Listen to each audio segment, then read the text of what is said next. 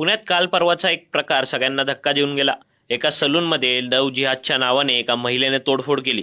पोलिसांनी तपास केला आणि या तक्रारीत काहीच तथ्य नसल्याचं उघड झालं.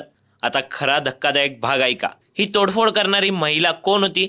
तर भारतीय जनता पक्षाच्या पुणे महिला आघाडीची शहर सरचिटणीस उज्ज्वला शर्मा गौड. 2च दिवसांपूर्वी मनसेच्या बँक आंदोलनावर टीका करत कायदा हातात घेऊ नका असा उपदेश देणाऱ्या भाजपच्या कार्यकर्त्यांनी आता स्वतःच मारहाण केली. पण गृहमंत्री देवेंद्र फडणवीसांनी लगेच हात झटकले. ते आमचे कार्यकर्ते नाहीत असं म्हणत जबाबदारी ढकलली. यापुढे तर गंमतच झाली. फडणवीसांचे निकटवर्तीय सुनैना होळे आणि भाजपच्या इतर समर्थकांनी ट्विटरवरून मनसेवर खापर फोडण्याचा प्रयत्न केला. ॲनालायझर या यूट्यूब चॅनलच्या सुशील कुलकर्णींनी तर एक पाऊल पुढे टाकत व्हिडिओ बनवला आणि मनसेला दोषी ठरवलं. पण मजा बघा, त्यांनी खऱ्या महिलेचं नाव आणि फेसबुक प्रोफाईल दाखवण्याऐवजी एका सामाजिक कार्यकर्तीचं प्रोफाईल दाखवलं आणि हे मनसेचं आंदोलन आहे असा केविलवाना खटाटोप केला. हा सगळा ड्रामा फडणवीसांच्या सांगण्यावरूनच झाला असावा यात शंका नाही. भाजपनं हे लक्षात ठेवावं.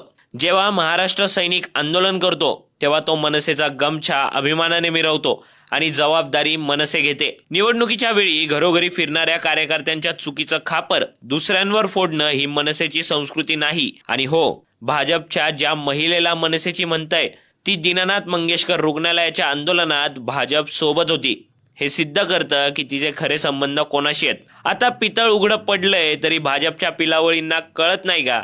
पुढच्या वेळी आरोप करताना आपले कार्यकर्ते तपासा, नाहीतर असंच हसू उडेल.